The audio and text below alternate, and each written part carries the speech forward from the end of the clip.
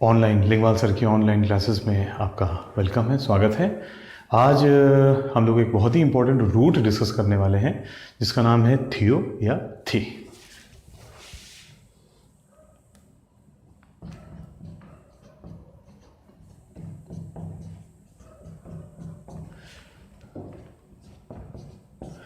और फ्रेंड्स, इस रूट का मतलब जाता है गॉड यानी ईश्वर, और बहुत ही महत्वपूर्ण रूट है जैसा मैंने आपको बता दिया। इससे हम लोग अभी देखेंगे कई इंपॉर्टेंट वर्ड्स बनाएंगे जो आपके डिफरेंट एग्जामिनेशंस में आते हैं, चाहे बैंकिंग का एग्जामिनेशन हो, एसएससी हो, सीसेट हो, एनडीए हो, आपका एमबीए हो और सीडीएस हो, रेलवेज हो। तो आइए समय वेस्ट न करते हुए पहले शब्द की ओर चलते हैं। इस रूट से बना हुआ जो है हमारा, देखिए ये इस रूट से बना हुआ पहला वर्ड है थियोलॉजी। थियो का मतलब होता है गॉड और लॉजी का मीनिंग हो जाता है, आपने पढ़ा होगा, biology, physiology, ecology. Logy means science, study, अध्ययन। तो दो वर्ड से मिलकर बन रहा है थियो, गॉड प्लस लॉजी यानी स्टडी, स्टडी ऑफ गॉड, धर्म शास्त्र।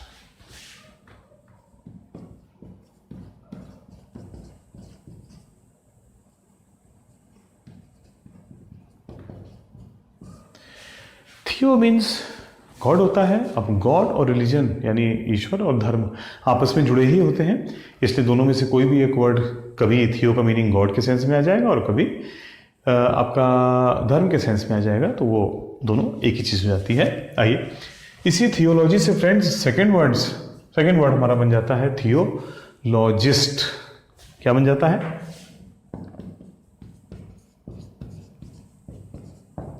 थियोलॉजिस्ट। शब्द के लास्ट में IST लग गया है, और किसी भी शब्द के लास्ट में इन जनरल अगर IST लग रहा है फ्रेंड्स, तो उसका मतलब हो जाता है ऐसा करने वाला। तो थियो का मतलब हो गया गॉड, लॉजी का मतलब हो गया स्टडी, और IST का मतलब हो गया वाला, यानी गॉड की, धर्म की, ईश्वर की स्टडी करने वाला, धर्म शास्त्री।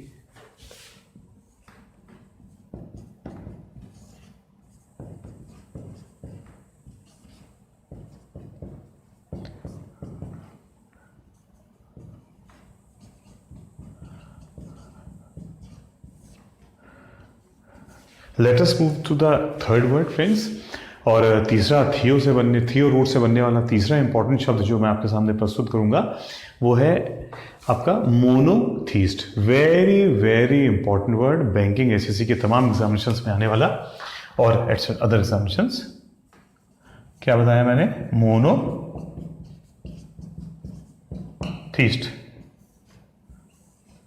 तीन वर्ड से मिलकर बन रहा है फ्रेंड्स, मोनो, वन प्लस थी, गॉड प्लस IST। क्या बताया मैंने अभी? वाला। वन गॉड, वाला यानी एक ही ईश्वर को मानने वाला। हिंदी में कहते हैं एकेश्वरवादी। क्या कहते हैं हिंदी में? इंग्लिश में हो गया, जल्दी से लिखेंगे, वन गॉड बिलीवर, और हिंदी में हो जाएगा एकेश्वर वादी। साथियों, यहां पे आपको एक इंपॉर्टेंट बात बताना चाहूंगा। ज्यादातर वो वर्ड्स जिनके लास्ट में IST आ रहा है वो ISM लगाकर अपना दूसरा वर्ड बना देते हैं। तो IST हम लोगों ने पढ़ा अभी वाला, और ISM का मतलब हो जाएगा वाद। ये वादी है और वो वाद है, तो शब्द बन जाएगा मोनोथीज्म। मोनो प्लस थी प्लस ISM।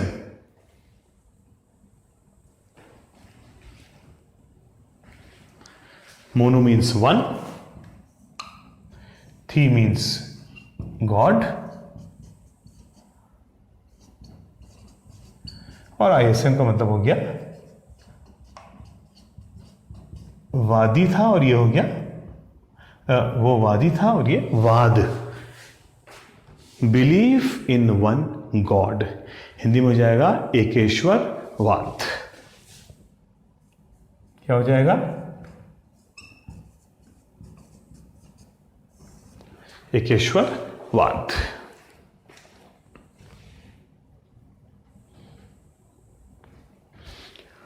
तो फ्रेंड्स, ये 4 वर्ड हो गए, बड़े इंपॉर्टेंट थी और रूट पर। आइए आगे बढ़ते हैं। शब्द नंबर 5 इसी थी पर। मोनोथीस्ट का मतलब हो गया एक ईश्वर को मानने वाला, और इसका एंटोनिम हम कह सकते हैं, या दूसरा वर्ड हम रिलेटेड वर्ड कह सकते हैं, पॉलीथीस्ट। अब आप सभी जानते होंगे कि पॉली का मतलब जाता है बहुत सारे। ठीक, तो शब्द नंबर 5,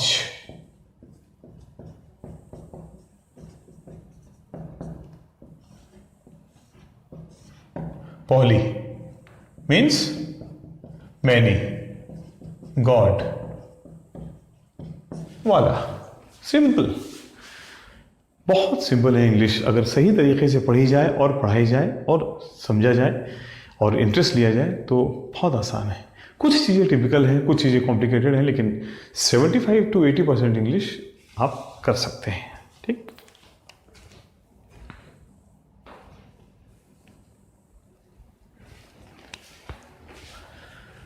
तो साथियों, ये बन गया मैनी गॉड, बहुत ईश्वर पर विश्वास करने वाला, और हिंदी में हो जाएगा बहु ईश्वरवादी, बहुत सारे ईश्वर पर विश्वास करने वाला। अभी मैंने बताया था IST किस में कन्वर्ट हो जाता है? ISM, good. तो वर्ड बन गया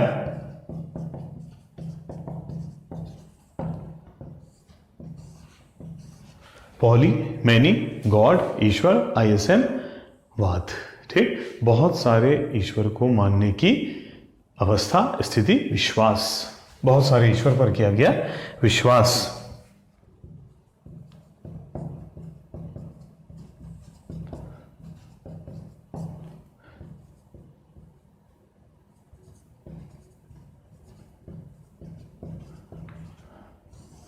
थोड़ी हिंदी राइटिंग मेरी आप अपनी तरफ से समझिएगा, उसमें थोड़ा बहुत देखिए कुछ क्लैरिटी मिस हो जाती है कभी कभी, तो उसको माइंड मत करिएगा प्लीज़, सॉरी। नंबर 7, अगले शब्द की ओर बनते साथियों, बढ़ते हैं साथियों। मोनो, एक ईश्वर, पॉलीथीस्ट, बहु ईश्वर, और एक तीसरा वर्ड बताऊंगा साथियों आपको, पैनथीस्ट। क्या वर्ड बताया मैंने? बताइए। पैन, और पैन एक बहुत ही इंपॉर्टेंट रूट है। आगे उसको हम लोग पढ़ेंगे, अभी तो शुरुआत हो रही है। आगे हम लोग पैन को स्टडी करेंगे, इससे रिलेटेड कई वर्ड्स बनते हैं, स्पैन, पैनोरेमा, ठीक, और पैंडेमोनियम, तमाम वर्ड बनते हैं। वैसे एक वर्ड आ गया पैनथीस्ट, जिसमें पैन का मीनिंग हो जाता है सर्व, ऑल, एवरी। सर्व प्लस ईश्वर, गॉड, प्लस वाला, वादी। हिंदी में क्या बोलेंगे? बताइए। शाबाश, वेरी गुड। सर्वेश्वरवादी, यानी सभी चीज़ों को ईश्वर का ही, या ईश्वर को हर चीज़ का रूप मानने वाला। इसको हम लोग एक सिंगल वर्ड में इंग्लिश में, सॉरी, सिंगल टर्म हम लोग बोल सकते हैं, all is God, God is all. ईश्वर ही सब कुछ है, सब कुछ ईश्वर है।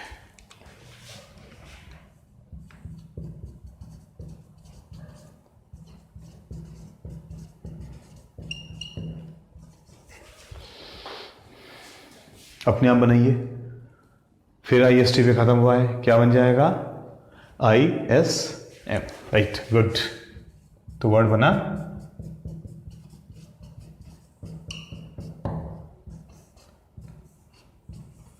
पैन प्लस थी प्लस ISM, सर्व प्लस ईश्वर प्लस वाद, ऑल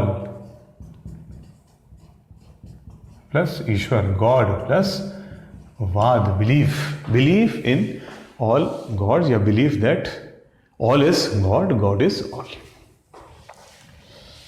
साथियों, 8 वर्ड हम लोगों ने लिख लिए हैं। आइए 9वां वर्ड हम लोग यहीं लिख लेते हैं। देखिए, मोनो हो गया, एक ईश्वरवादी, पॉली हो गया, बहु ईश्वरवादी, और पैन हो गया सर्व ईश्वरवादी। उधर लिखते हैं शब्द नंबर 9। कौन बचा? इंपॉर्टेंट में बचा साहब एथीस्ट।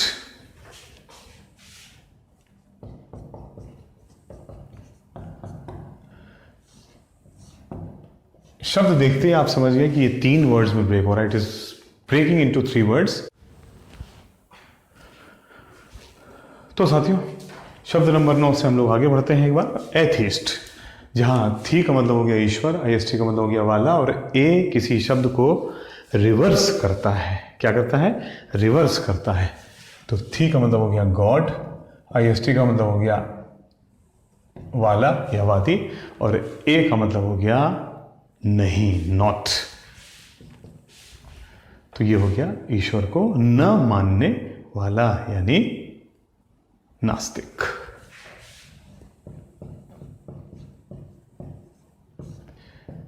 इसी से साथियों दूसरा वर्ड बन जाएगा एथीज्म।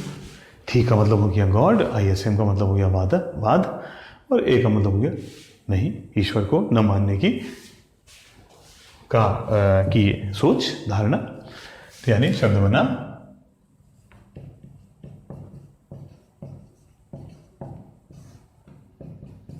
नास्तिकता।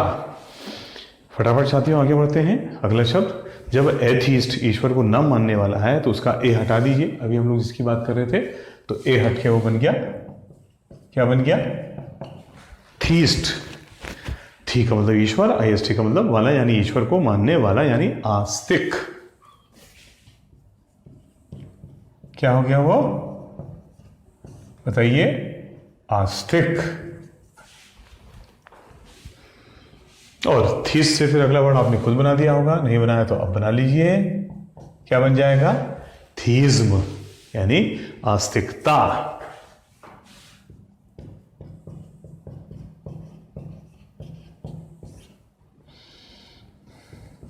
शब्द नंबर 13। देखिए थी से खत्म होने वाले वर्ड का कोई एंड नहीं है। शब्द नंबर 13 हमारा आ जाता है, ठीक। और इस बार ये वर्ड जो आ जाएगा वो हो जाएगा बहुत ही इंपॉर्टेंट एक वर्ड, थियो क्रेसी। थियो का मतलब हो गया आपका गॉड, और ये बात आपको बताना चाहूंगा साथियों, क्रेसी किसी वर्ड में आ रहा है तो उसका मतलब जाता है शासन, तंत्र, रूल। तो थियो का मतलब हो गया ईश्वर, गॉड, और क्रेसी का मतलब हो गया रूल। एक ऐसी व्यवस्था जो मानती है कि हमारे देश का सर्वोपरि हम या हमारा प्रेसिडेंट या हमारा प्राइम मिनिस्टर या हमारी गवर्नमेंट ना होकर के कौन है? गॉड। मैं फिर से रिपीट कर रहा हूं, एक ऐसी राजनीतिक व्यवस्था। देखिए धार्मिक रूप से तो सर्वोपरि ईश्वर है ही है, लेकिन थियोक्रेसी एक ऐसी धार्मिक व्यवस्था है जो ये मान के चलती है कि हमारा सुप्रीम लीडर कौन है, पॉलिटिकल सुप्रीम लीडर कौन है? गॉड। वो देश थियोक्रेसी माना जाता है, उस देश में थियोक्रेसी मानी जाती है, ठीक। यानी जो रूल कहता है God is the supreme leader. और साथियों थियो कैसी बनेगा तो एक शब्द और इससे रिलेट रहता है, थियोक्रेट। थियो का मतलब गॉड और क्रेट का मतलब ऐसा करने वाला, यानी थियोक्रेट वह व्यक्ति हो गया यानी ईश्वर के शासन से संबंधित, ठीक। थियोक्रेट ईश्वर के शासन को मानने वाला। जैसे डेमोक्रेट कौन होता है बताइए? डेमो का मतलब हो गया पीपल, यानी लोगों के शासन से चलने वाला देश। तो थियोक्रेट कैसा देश हो गया? ईश्वर के शासन से चलने वाला देश या ईश्वर से शासन को मानने वाला, थियोक्रेट। और इसी से साथियों एक वर्ड और बन जाएगा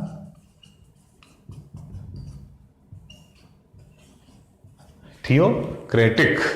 थियो मीन्स गॉड, क्रेक्ट मीन्स मानने वाला, और आईसी का मतलब से संबंधित। याद रखिएगा किसी भी वर्ड के लास्ट में आई सी एज सफिक्स आ रहा है, यानी आखिरी 2 अक्षर में समाप्त हो रहा है, तो उसका मतलब जाता है उस पहले वाले वर्ड से संबंधित। जैसे इकोनॉमिक्स से संबंधित, हिस्टोरिक, ज्योग्राफिक, साइंटिफिक, ठीक, इन सब का मतलब आता है। ज्योग्राफिक का मतलब ज्योग्राफी से संबंधित, हिस्टोरिक का मतलब हिस्ट्री से संबंधित, इकोनॉमिक का मतलब इकोनॉमिक से संबंधित। उसी प्रकार थियोक्रेटिक यानी ठीक ईश्वर के सुप्रीम लीडर होने के अवस्था से संबंधित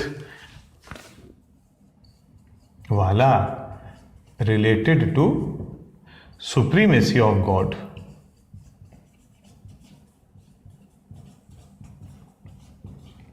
related to supremacy of God. तो साथियों आपने देखा, मैं सोचता हूँ इतने वर्ड्स काफ़ी हैं। Banking, SSC, CSAT, railway, CDS, NDA, इन सारे एग्जामिनेशन के पॉइंट ऑफ व्यू से आने वाले मैंने आपके सामने भी ये 15 वर्ड आपको लिखवाए हैं। वेरी वेरी इंपॉर्टेंट वर्ड्स हैं। मैं चाहूँगा कि आप कभी भी इन वर्ड्स को दोबारा ना पढ़ना पड़े, आपको केवल रिविजन हो जाए काफ़ी है, क्योंकि सारे सिंगल रूट पे हैं। और इसी को हम लोग बोलते हैं पावर ऑफ रूट, यानी जड़ रूट की ताकत, वो यही होती जो आपके सामने है। तो इसी प्रकार साथियों ये तो शुरुआत थी। आगे हम लोग रूट्स लेते रहेंगे, ग्रामर के इंपॉर्टेंट रूल्स लेते रहेंगे और आपको धीरे धीरे करके अंग्रेजी में मजबूत बनाते जाएंगे। ऑफलाइन तो क्लासेस चलती ही चलती हैं, ऑनलाइन में भी हम वो इंपॉर्टेंट वर्ड्स, रूट्स, ग्रामर लेकर के चलेंगे, जिससे कि आपकी इंग्लिश सुधरती चली जाए और आप ये तमाम एग्जामिनेशन आसानी से निकाल सकते हैं। थैंक यू वेरी मच, धन्यवाद।